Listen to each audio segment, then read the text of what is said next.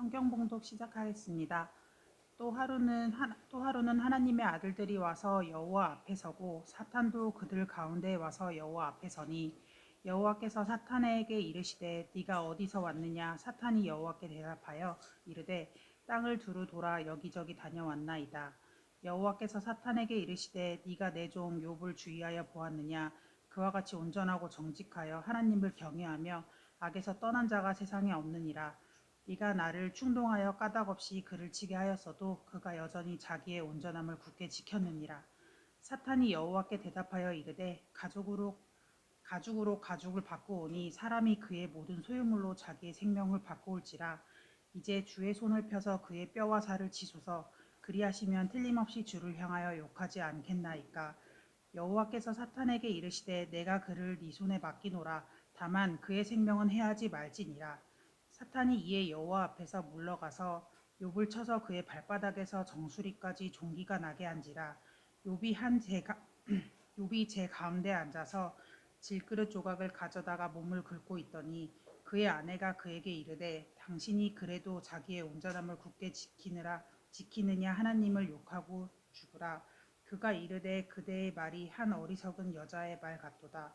우리가 하나님께 복을 받았은즉 화도 받지 아니하겠느냐 하고 이 모든 일에 욥이 입술로 범죄하지 아니하니라.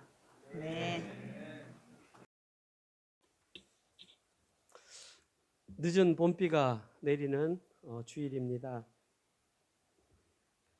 오늘은 특별히 한 편의 시를 읽으면서 설교를 한번 시작해 보겠습니다. 한번 제가 시를 읽을 테니까 제목을 여러분들이 한번 지어 보십시오. 보라색 파스텔톤 든 큰 손, 초록 일색 가로수에 덧칠하는 시드니의 늦봄, 두런거리며 땅에서 기어오르는 애보리진의 아린 속내, 바람에 허리 잡고 치근대니 길가에 꽃자리 편에 지나는 이들 꽃잎을 찍어내고 놀란 꽃잇을 하늘에 오르는 꿈꾸는데 고향집 담장 아래 뒹굴던 초롱 닮은 물 보랏빛이 보이네. 예전에 딸 낳으면 심었다는 오동꽃이 라고 하는 시입니다. 제목을 뭘로 하면 어울릴 것 같습니까? 봄. 좋네. 뭐 좀 시상이 떠오르네. 이 시의 제목은 자카란다입니다. 예, 이 시의 제목은 자카란다고 여러분이 아는 그 자카란다 맞습니다. 보라색 파스텔톤 든 큰 손, 초록 일색 가로수에 덧칠하는 시드니의 늦봄, 제일 마지막 구절에 초록 닮은 물보랏빛이 보이네. 이 시의 저자는 보라색과 보라색을 처음과 대조시켜서 시드니에 처음 왔을 때 느꼈던 그 자카란다의 보라색이 마음에 와닿아서 마지막 구절에서 고향집에서 오동꽃이, 집에 가서 인터넷 찾아보십시오. 오동꽃은 연보랏빛입니다. 보라와 보라를 연결지어서 시드니에서 고향 마을을 그리워하면서 지었던 시가 바로 자카란다입니다. 제가 지은 게 아니고요. 제가 예전에 있던 교회에 집사님이 시인이셨는데 그분이 시집을 내었는데 그 중에 하나가 자카란다라고 하는 시를 제가 오늘 설교를 준비하면서 한번 읽어보았습니다. 왜 오늘은 특별히 시로 설교를 시작했을까요? 여러분이 어떻게 알겠습니까? 제 마음인데. 오늘 특별히 욥기가 시작됩니다. 욥기는 성경 66권 가운데에 시가서에 해당됩니다. 시가서는 시의 형태로 기록된 성경이다. 혹시 66권 가운데 시가서가 뭐뭐 있는지 아십니까?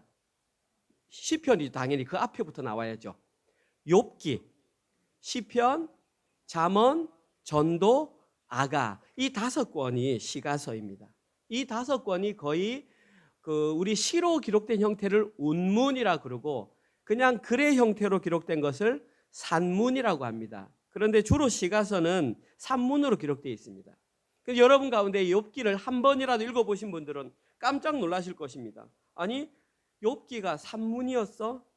예, 여러분이 놀라실 만한 것이 욥기는 전부 그 운문으로 되어 있는 것이 아니라 산문, 운문, 산문 이렇게 되어 있습니다. 예를 들면 그렇습니다. 욥기 1장과 2장은 우리가 아는 일반 글, 산문으로 되어 있습니다. 그래서 오늘 읽었던 내용은 그냥 하나의 글입니다. 그리고 3장 이후부터 42장 6절까지는 운문의 형태로, 시의 형태로 이렇게 주고받는다든지 아니면 누군가 독백을 한다든지 그런 시의 형태로 기록되어 있고 다시 42장 7절 이하의 산문으로 마무리가 됩니다. 그러니까 중간 가운데 있는 거는 시처럼 기록되어 있고 양쪽 날개에는 산문처럼 기록되어 있으니까 욥기를 읽었을 때 이 글이 운문인지 산문인지 잘 모를 수 있습니다. 중요한 건 어떤 글을 쓰였냐에 따라서 오가는 감동이 다르기 때문에 제가 일반적으로 말을 하는 것과 그것을 시로 표현하는 감동은 다르듯이, 그러니까 일반 글로 쓴 글은 글로 이해를 해야 하고 시로 쓴 글은 실로 이해해야 한다는 것입니다. 시로 쓴 내용을 마치 일반 사실인 것처럼 팩트인 것처럼 이해하면 이해가 잘 안 되는 것이죠. 따라서 오늘부터 시작해서 12월 중순까지 저희들은 약 2달 동안 욥기서 말씀을 묵상할 것입니다. 이제 그때 여러분들이 맞추어서 묵상을 하시면 굉장히 도움이 될 것입니다. 오늘은 욥기를 처음 시작하는 시간이니까 욥기가 어떤 책인지 한번 개괄적인 내용을 간단하게 살펴보고 오늘 본문을 살펴보겠습니다. 먼저 첫 번째, 욥기의 이름은 욥입니다. 욥.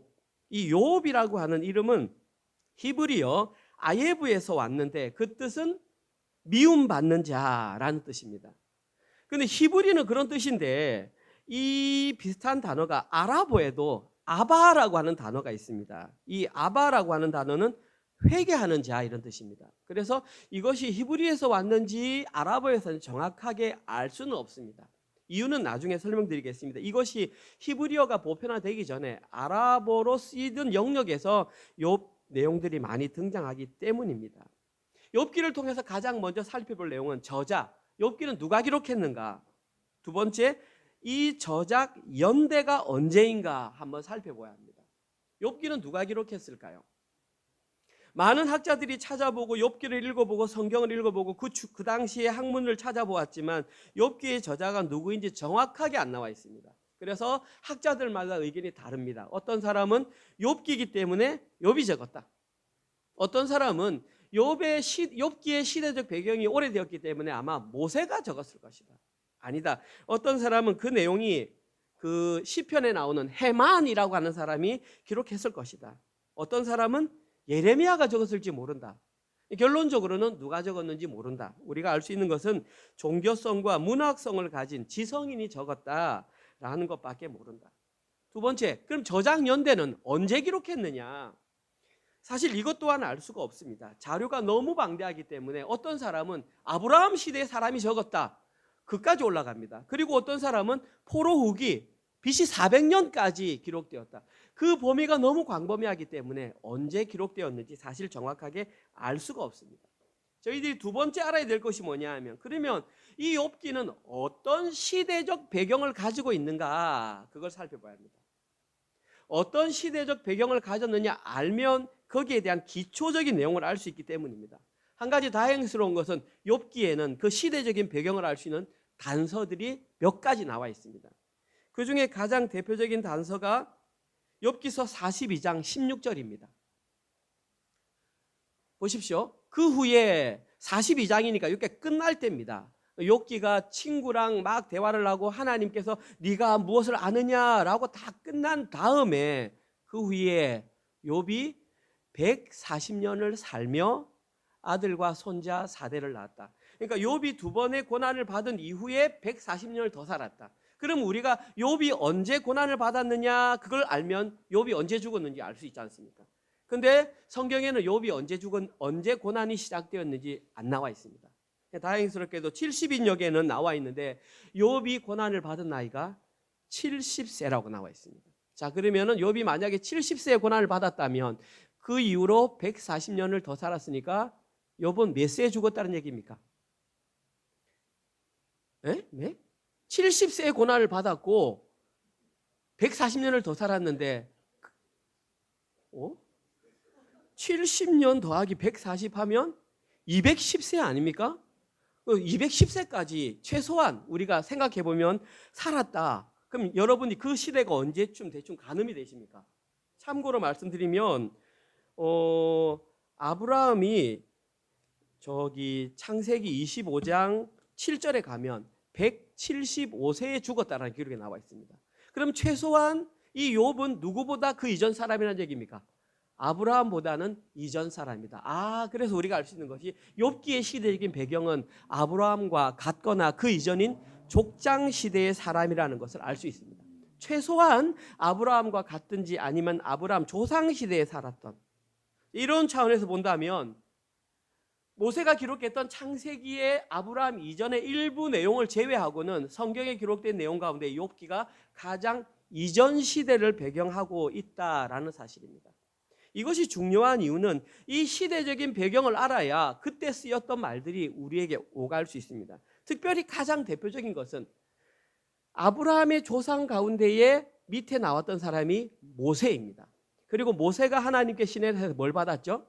율법을 받았잖아요. 그때부터 율법에 따라서 이스라엘 백성들은 이렇다 저렇다라는 언약이 생겼잖아요. 그럼 결론적으로 말하면 이 욥기는 모세가 율법을 받기 이전이니까 그 신명기적 역사가 아닌 모세에 기록된 율법의 영향력을 받지 않는다라는 사실입니다. 이것이 굉장히 중요합니다. 쉽게 말해서 욥기에 기록된 그 내용들은 율법이 가진 순종과 불순종의 인과 율을 근거로 하는 언약과는 다른 메시지가 기록되어 있다는 사실입니다. 아주 중요한 내용입니다. 구약 전체에 흐르는 율법을 지키면 복을 받고 율법을 지키지 않으면 복을 받지 않는다라는 것을 신명기적 역사관이라고 합니다. 구약 성경은 대부분 다 그렇게 되어 있습니다. 그리고 그 언약의 백성들이 너희다라는데 욥기는 그것을 벗어난다는 얘기입니다. 그것과 조금 차원이 다른 색다른 차원의 역사관이 기록되어 있다. 따라서 저희들은 앞으로 2달 동안 계속해서 욥기를 묵상할 때에는 인과 율과로는 구별되는 다른 차원의 메시지, 구약 전반에 펼쳐져 있는 신명기적 역사관을 훌쩍 뛰어넘는 새로운 차원의 역사관을 가지고 묵상을 해야 정확하게 이해할 수 있다는 것입니다. 저도 알고 있습니다. 어렵죠? 제 설교가 좀 어렵습니다. 저도 쉽게 하고 싶은데 성경 자체를 말하다 보니까 그냥 쉽게 웃은 얘기가 안 나온다는 거죠. 근데 어렵더라도 같이 들어야 됩니다. 이걸 들어야 우리가 앞으로 묵상을 할 때 그 이후의 묵상이 어떤지 우리가 알 수 있기 때문입니다. 자, 오늘 저희들이 읽었던 내용은 욥기 42장 전체 가운데에 서론에 해당됩니다. 서론인데 서론이 그냥 소개만 하는 서론이 아니라 전체 내용을 관통하는 어떤 원칙이 오늘 본문에 기록되어 있습니다. 그래서 오늘 설교를 잘 듣느냐 잘 이해하느냐에 따라서 앞으로 진행되는 욥기에 대한 이해가 쉬우냐 어려우냐가 결정됩니다. 그러니까 지금 딱 집중하셔서 서론에 기록된 내용을 아셔야 됩니다. 자, 오늘 본문에는 크게 2가지 내용이 기록되어 있습니다. 첫 번째 내용은 뭐냐 하면 욥이 까닭 없는 고난을 받은 이유입니다. 2번째 대지입니다. 욥이 까닭 없는 고난을 받은 이유. 여기에 대한 이유가 오늘 보면 1절에서 7절 사이에 정확하게 기록되어 있습니다. 시간이 가지만 제가 천천히 읽어보겠습니다. 또 하루는 하나님의 아들들이, 여기서 말하는 하나님의 아들들이는 천사들입니다. 지금 이 상태는 하나님께서 천상에서 회의하는 내용입니다. 하나님의 아들들이, 천사들이 와서 여호와 앞에 서고 사탄도 그들 가운데 와서 여호와 앞에 서니, 여호와께서 사탄에게 이르시되 네가 어디서 왔느냐? 사탄이 여호와께 대답하여 이르되 땅을 두루 돌아 여기저기 다녀왔나이다. 여호와께서 사탄에게 이르시되 네가 내 종 욥을 주의하여 보았느냐? 그와 같이 온전하고 정직하여 하나님을 경외하며 악에서 떠난 자가 세상에 없느니라. 네가 나를 충동하여 까닭 없이 흰남 이유 없이 헛되이 그를 치게 하였어도 그가 여전히 자기의 온전함을 굳게 지켰느니라. 사탄이 여호와께 대답하여 이르되 가죽으로 가죽을 바꾸오니 사람이 그의 모든 소유물로 자기의 생명을 바꾸올지라. 이제 주의 손을 펴서 그의 뼈와 살을 치소서. 그리하시면 틀림없이 주를 향하여 욕하지 않겠나이까. 여호와께서 사탄에게 이르시되 내가 그를 네 손에 맡기노라. 다만 그의 생명은 해하지 말지니라. 사탄이 이에 여호와 앞에서 물러가서 욥을 쳐서 그의 발바닥에서 정수리까지 종기가 나게 한지라. 왜 욥이 까닭 없이 고난을 받았는지 혹시 그 이유를 발견하셨습니까? 뭐라고 하면 되겠습니까? 그 이유를 밝히기 전에 저희들은 한 가지 먼저 깨달아야 할 것이 있습니다. 저희들이 만약에 어저께 묵상한 본문을 기억한다면 이런 생각이 들어야 됩니다. 어저께 읽었던 내용과 아주 흡사한 내용이 기록되어 있네 라고 느끼셔야 됩니다. 어저께 욥기 1장 6절에서 12절에 이와 유사한 내용이 바로 정확하게 기록되어 몇 가지 단어만 빼고는 거의 완벽하게 똑같은 내용이 기록되어 있습니다. 이것이 의미하는 것은 뭐냐 하면 욥은 이미 까닭 없는 고난을 한번 경험했다라는 사실입니다. 그리고 욥이 경험했던 그 첫 번째 까닭 없는 고난의 실체는 뭐였냐 하면 여러분이 기억하실 것입니다. 욥에게는 자녀가 10명이 있었는데 10명 다 죽었습니다. 욥에게는 수없이 많은 재산이 있었는데 그 재산을 다 빼앗겨 버렸습니다. 이것이 욥이 첫 번째 받았던 까닭 없는 고난입니다. 지금 이 순간에 여러분께 한번 여쭤보겠습니다. 만약에 여러분께서 이러한 욥과 같이 까닭 없는 고난을 받으셨다면 과연 어떻게 반응할 것 같습니까? 10명이 아니라 그럼 자녀가 10명이 있으면 10명 중에 1명이 잃어버리면 슬프지 않을까요? 우리는 자녀 1명을 잃는 것이 아니라 자녀 1명이 다치기만 해도 노심초사 어떻게 할지 모르는 것이 우리의 모습인데 그 자녀 10명을 한꺼번에 다 잃어버리고 자식까지 그 자기 재물까지 다 잃어버렸다면 어떻게 할까요? 우리가 진짜 성도라면 신앙생활하면서 인생에 한 번은 여기에 대해서 우리가 진지하게 고민할 필요가 있습니다. 욥은 이렇게 반응했습니다. 욥기 1장 20절 21절 여러분이 아는 내용입니다. 욥이 일어나 겉옷을 찢고 머리털을 밀고 이 말은 것은 뭐냐 하면 나 너무 아프다라는 것을 고통을 표현한 것입니다. 옷을 찢고 머리털을 밀었다. 그리고 한 행동이 땅에 엎드려 하나님께 예배했다라는 것입니다. 그리고서 외치는 말이 뭐냐 하면 이르되 내가 모태에서 알몸으로 나와 싸운즉 또한 알몸이 그리로 돌아가올지라 주신 이도 여호와시요 거두신 이도 여호와시오니 여호와의 이름이 찬송을 받으실지이다 하고 이렇게 고백을 했습니다. 아무도 놀라지 않으실 줄 알았습니다. 이 고백은 그냥 할 수 있는 고백이 아닙니다. 진짜 아무도 할 수 없습니다. 특별히 옷을 찢고 하는 그런 슬픔의 표현을 할 수 있지만 모든 것이 잃어버린 상황 가운데 하나님 앞에 나아가서 예배를 하면서 주신 자도 여호와시요 취하신 자도 여호와시오니 이것은 세상 사람들 가운데 할 수 있는 사람이 아무도 없습니다. 하나님의 절대 주권을 인정하지 않으면 아무도 할 수 없는 사건. 왜 하나님께서는 이 내용을 기록하셨을까요? 그것은 한마디로 말해서 욥은 의인이다라는 것을 알려주기 위해서 이렇게 기록했던 것입니다. 욥은 의인이다. 하나님은 욥이 의인이라는 것을 알려주기 위해서 오늘 보면 3절에서도 똑같은 내용을 말했습니다. 오늘 보면 3절 보십시오. 여호와께서 사탄에게 이르시되 네가 내 종 욥을 주하여 보았느냐? 하나님께서 이렇게 말씀하셨습니다. 그와 같이 온전하고 곧다 이 말입니다. 완벽하다 이 말입니다. 그와 같이 정직하고 곧다 이 말입니다. 여호와를 경외하며 두려워하며 악에서 떠난 자가 세상에 없다. 네가 아무리 나를 충동하여 꾀어도 까닭 없이 그를 친다고 할지라도 친다 삼킨다 할지라도 그는 여전히 온전한 의인의 상태를 유지할 것이다. 지금 하나님께서는 사탄 앞에서 뭐라고 하냐면 너 보고 있니? 진짜 욥은 나 앞에서 온전하고 올바른 사람이야. 영어 성경을 읽어보면 더 재밌습니다. There is no one on earth like him. 이 지구상에 그와 같은 사람은 단 한 명도 없다라고 하나님께서는 분명하게 말씀하셨습니다. 욥은 의인이다. 그 중요한 것은 이러한 욥은 의인이다라는 말에 사탄이 자극을 받았다라는 것입니다. 사탄은 하나님의 칭찬에 큰 자극을 받았습니다. 그래서 저 말을 듣자마자 어떻게 표현했냐면 오늘 보면 4절과 5절에서 바로 반박을 합니다. 사탄이 여호와께 대답하여 이르되 가죽으로 가죽을 바꾸오니 사람이 그의 모든 소유물로 자기의 생명을 바꾸올지라. 가죽으로 바꾼다라는 말은 성경 66권에 단 한 번 나오는 표현입니다. 성경 66권 가운데 한 번 나온다는 것은 해석에 굉장히 주의를 해야 된다는 뜻이고 글자 그대로 말하면 물물교환입니다. 가죽으로 가죽을 바꾼다. 그런데 문제는 만약에 물건 대 물건을 바꾼다면 사람이 어떻게 그의 소유물로 자기의 생명을 바꿀 수 있겠습니까? 그래서 이 해석이 잘못됐다라는 것입니다. 성경학자들은 이렇게 해석합니다. 앞에 나오는 가죽은 동물의 가죽일 것이다. 그리고 뒤에 나오는 가죽은 사람의 가죽, 자기의 건강, 피부를 말하는 것이다.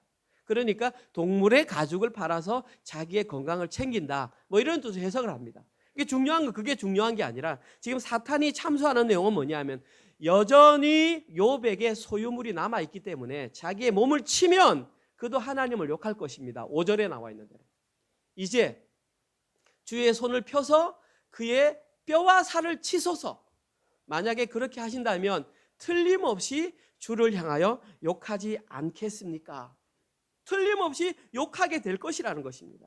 그러면서 간곡하게 방금 저기서 말했습니다. 이 내용을 원어 그대로 직역하면 이렇게 합니다. 제발 당신의 손을 보내서 그의 살과 뼈를 닿게 해서 부서뜨려 버리십시오. 지금 사탄은 자기가 어떻게 할 수 없으니까 하나님께 부탁을 해서 제발 이렇게 해달라고 간곡하게 부탁을 했던 것입니다. 그리고 마침내 하나님께서는 그런 사탄의 말을 들어서 허락을 내주었습니다. 그 결과가 7절입니다. 여러분들이 한번 보십시오. 사탄이 이에 여호와 앞에서 물러가서 욥을 쳐서 그의 발바닥에서 정수리까지 종기가 나게 한지라. 저기 나와 있는 종기는 악성 종기를 말합니다. 몸에서 진물과 고름이 시도 때로 가리지 않고 나오는 그것을 말합니다. 쉽게 말해서 지금 머리부터 발끝까지 종기가 나온다는 것은 욥의 모습이 정상적인 사람의 모습이 아니라는 것입니다. 우리는 지금 당장 우리 손이나 우리 등이나 어디에 고름이 조금만 나와도 우리는 아프다고 엄살을 부리면서 어떻게 치료를 할지 발버둥을 치는데 머리끝에서 발끝까지 고름이 나와가지고 그것이 사람인지 짐승인지 도저히 알아볼 수 없다라는 것입니다. 실제로 친구들이 욥의 소식을 듣고 찾아왔는데 저 사람이 욥인지 알아보지 못했다는 내용이 오늘 본문에 나와 있습니다. 욥기 2장 12절 13절. 눈을 들어 멀리 보매 그가 욥인 줄 알기 어렵게 되었으므로 그들이 일제히 소리질러 울며 각각 자기의 겉옷을 찢고 하늘을 향하여 티끌을 날려 자기 머리에 뿌리고. 대단하지 않습니까? 친구가 그런 모습을 보고 옷을 찢고 머리를 했다. 슬퍼했다는 말입니다. 그리고 밤낮 7일 동안 그와 함께 땅에 앉았으나 욥의 고통이 심함을 보므로 그에게 한마디도 말하는 자가 없었더라. 친구들이 왔는데 일주일 동안 그의 모습을 보고 얼마나 처참했는지 말하는 사람이 아무도 없었어. 그리고 계속 바라보면서 자기의 생각을 그냥 말하지 않고 고민만 했던 것이죠. 그것이 무려 7일이었다는 것입니다. 여기까지만 보면 그의 친구들이 얼마나 인격적으로 된 사람인지. 우리는 이 땅을 살아가면서 누군가 이런 일을 경험했을 때 가장 먼저 한 게 말로 위로를 한다고 어떤 말을 하죠. 그러나 실제로 그 말이 그들에게 위로가 되는 경우는 굉장히 적습니다. 저기에 기록된 대로 욥의 친구들은 굉장히 훌륭한 인격자들이었습니다. 그런데 딱 저기까지입니다. 오늘 본문까지 인격적으로 훌륭했고 내일부터 시작되는 욥과의 대화 가운데에 그들의 비참한 모습이 철저하게 다 폭로가 되고 있습니다. 결론적으로 욥은 두 번째 까닭 없는 고난을 당함으로 인해 마치 그 존재가 죽은 사람같이 변했던 것입니다. 자, 이제 결론입니다. 그러면 도대체 왜 욥은 이와 같이 까닭 없는 고난으로 인해 마치 죽은 사람처럼 되었을까요? 욥이 까닭 없는 고난을 받았던 진짜 이유는 무엇일까요? 그 이유는 바로 하나님이 욥의 의로움을 사탄에게 자랑했기 때문입니다. 쉽게 말씀드릴게요. 욥은 자신이 지은 어떤 죄의 결과로 이렇게 된 것이 아니라 오히려 너무나 의로웠기 때문에 까닭 없는 고난을 받게 되었다는 것입니다. 욥은 의인이었습니다. 죄를 짓지 눈에 보이는 죄를 지었다 안 지었다 제가 장담할 수 없지만 일단 하나님께서는 그를 정직하게 보시고 의롭게 보셨습니다. 그래서 오늘 본문에 기록된 결과물들은 욥의 죄의 결과물이 아니라 오히려 그의 의로움이 사탄을 자극함으로 말미암아 의로웠기 때문에 욥은 까닭 없는 고난을 받았습니다. 그리고 이 내용은 욥기서 42장 전체를 관통하는 주제입니다. 읽을 때에 여러분들은 욥이 의인이다. 근데 진짜 의인인지는 나중에 한번 살펴봅시다. 아무튼 욥은 자신의 개인의 어떤 잘못으로 인해 이런 고난을 받은 것이 아닙니다. 욥은 철저하게 천상회의의 결과 하나님께서 사탄에게 허락하심으로 말미암아 그 고통을 받게 되었습니다. 여기에서 저희들은 한 가지 중요한 진리를 발견할 수 있어요. 이제 발견하시고 앞으로도 그렇게 살아야 합니다. 그것이 뭐냐 하면 모세의 율법을 기반으로 하는 인과율로는 도저히 설명할 수 없는 고난의 상황이 이 땅에 존재한다라는 사실입니다. 쉽게 말해서 억울한 고난도 있을 수 있다. 의인도 고난을 받을 수 있다라는 사실이 밝혀졌습니다. 다시 말해서 구약 성경 전반에 펼쳐져 있는 신명기적 역사관과는 차원이 다른 메시지가 욥기에 비밀로 감추어져 있다는 사실입니다. 그리고 그 비밀을 제가 말씀드린다면 욥기에 감추어진 그 비밀은 바로 십자가 복음을 통한 구원입니다. 어쩌면 하나님께서는 이러한 비밀을 드러내기 위해서 의도적으로 사탄을 자극하고 의로운 욥을 그렇게 곤란한 상황에 빠뜨렸을 줄 모릅니다. 하나님께서 중요한 것은 욥이 고난받는 것은 아프지만 십자가 복음을 드러내야 하는 상황이 왔다는 것입니다. 오늘 본문을 통해서 저희들이 두 번째로 살펴봐야 할 내용은 까닭 없는 고난을 바라보는 두 가지 관점입니다. 여기에 해당하는 첫 번째 관점은 뭐냐 하면 여러분들 한번 판단해 보십시오. 첫 번째 관점은 이 땅 가운데 까닭 없는 고난은 없다라는 관점입니다. 어떻게 이 땅 가운데에 이유 없는 결과가 있을 수 있어? 인과율이지 않습니까? 제가 미리 말씀드리지만 인과율 자체는 나쁜 거 아닙니다. 하나님께서 만드신 자연의 법칙이기 때문에 나쁜 게 아닙니다. 제가 근데 왜 자꾸 부정적으로 말하냐면 인과율로는 구원을 설명할 수 없기 때문입니다. 우리의 구원은 인과율이야. 우리는 죽을 수밖에 없는 죄인인데 하나님께서 덮어주신 그 은혜로 구원받았기 때문에 이걸 설명하기 위해서는 인과율로는 안 된다는 것을 말하는 것이지 인과율 자체가 나쁜 것이다, 율법이 안 좋은 것이다를 말하는 것이 아닙니다. 사도 바울은 그랬습니다. 율법은 우리를 이끌어가는 몽학선생이라고 말했습니다. 인과율 자체도 하나님께서 허락하신 자연의 법칙이기 때문에 나쁜 게 아닌데 자꾸 말씀드리는 이유는 구원을 이끌어내지 못하기 때문입니다. 아무튼 첫 번째, 까닭 없는 고난은 없다라고 주장하는 관점. 이렇게 오늘 본문에 주장하던 관점은 누구냐 하면 바로 욥의 아내가 그렇게 생각했습니다. 오늘 보면 8절과 9절. 욥이 제 가운데 원어 성경에는 저 제가 뭐냐면 분뇨더미 위에 똥더미 위에 앉아서 질그릇 조각을 가져다가 몸을 긁고 있더니 그의 아내가 그에게 이르되 당신이 그래도 당신의 온전함을 굳게 지키느냐? 하나님을 욕하고 죽으라. 똥더미에 앉아서 이렇게 긁고 있는 거의 짐승과 방불한 몸을 하고 있는 남편을 향해서 아내가 저렇게 말했습니다. 두 가지 말했습니다. 첫 번째, 당신이 그래도 당신의 온전함을 굳게 지키겠느냐? 원어 그대로 직역하면 당신이 아직도 당신의 완전함을 움켜쥐고 있겠느냐?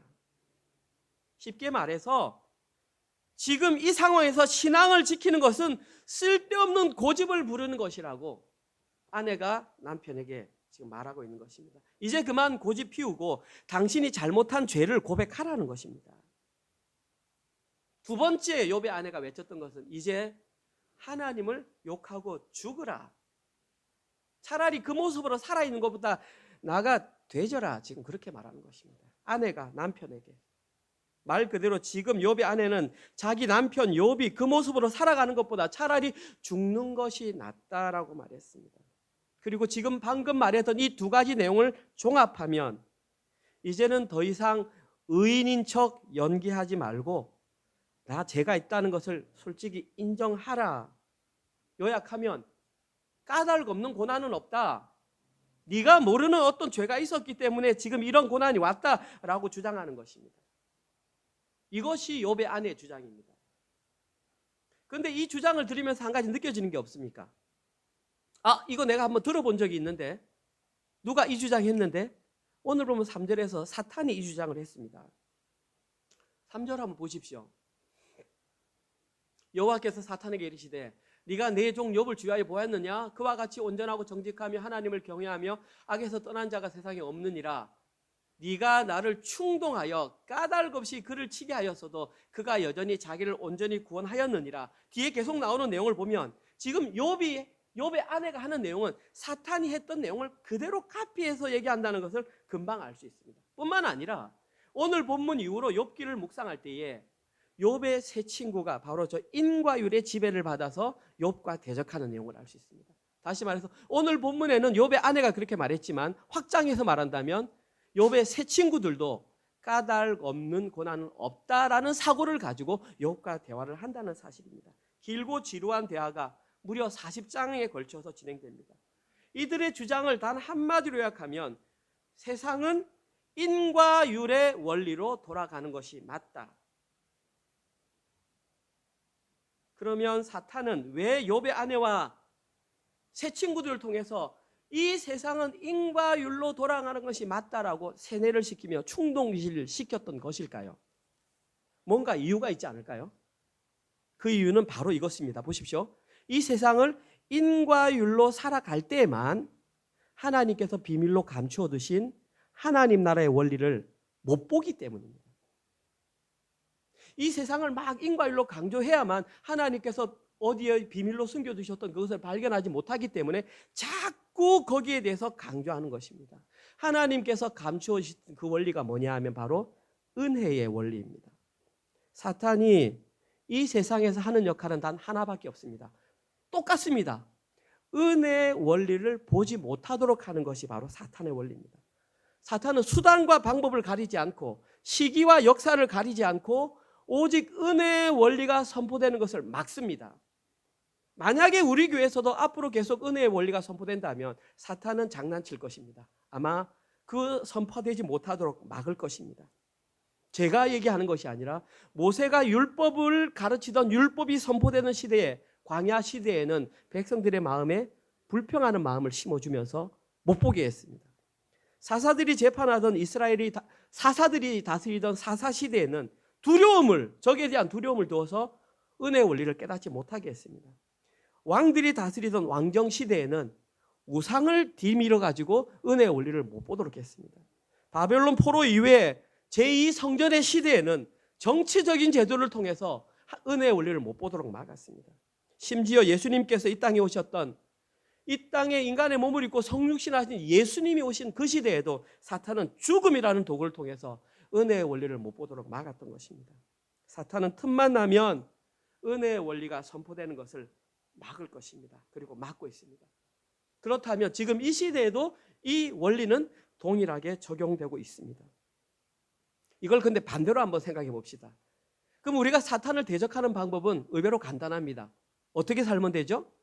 은혜의 원리로 살면 되는 것이죠. 과감 없이, 미련 없이 인과율의 원리를 버리면 됩니다. 자꾸 따지지 말라는 거죠. 인과율을 이렇게 하는 게 아니라 그냥 버리고 은혜의 원리로 취하면 맞다라는 것입니다. 사람들이 자꾸 미련하다, 어리석다. 우리 어제 청년들 얘기했잖아요. 어두운 밤 다 지나고 그 찬양 가사 중에 세상은 미련하다 해도 저 말이거든요. 너희들 그렇게 살면 바보돼. 청년들 지금 좋은 직장 구해가지고 돈 벌어가지고 이렇게 살아야지 잘 살지. 교회 가서 띵까띵까 찬양한다고 이게 바보더라. 이렇게 친구들이 욕한다는 것이죠. 못 보게 한다는 것이라니까요. 근데 참 재밌는 건 자꾸 쏘가 넘어가.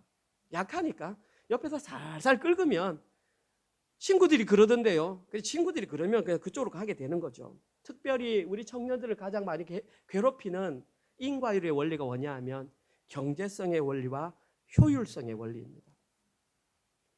사탄은 지금 이 시대에 모든 사람들, 특별히 젊은 사람들을 경제라는 울타리 속에 딱 가두어 가지고 은혜의 원리를 못 보도록 합니다. 한국 사회에는 청년들이 결혼을 안 하고 결혼해도 애를 안 놓으려고 합니다. 왜?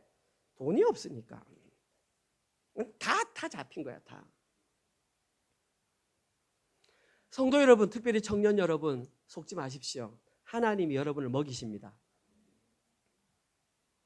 이와 관련된 두 번째 관점은 까닭 없는 고난은 있다라는 관점입니다. 오늘 본문에서 이렇게 주장했던 인물은 바로 욥입니다. 10절. 그가 이르되 그대의 말이 한 어리석은, 저 말은 나발입니다. 그 의미가 나발. 여자와 같도다. 우리가 하나님께 복을 받았은즉 화도 받지 아니하겠느냐 하고 이 모든 일에 욥이 입술로 범죄하지 아니하리라. 욥은 단칼에 잘랐습니다. 아내가 했던 말은 당신이 하는 말은 나발이 하는 말이야. 어리석은 사람이 하는 말이야. 무슨 말입니까? 이 땅 가운데는 까닭 없는 고난이 충분히 있을 수 있어.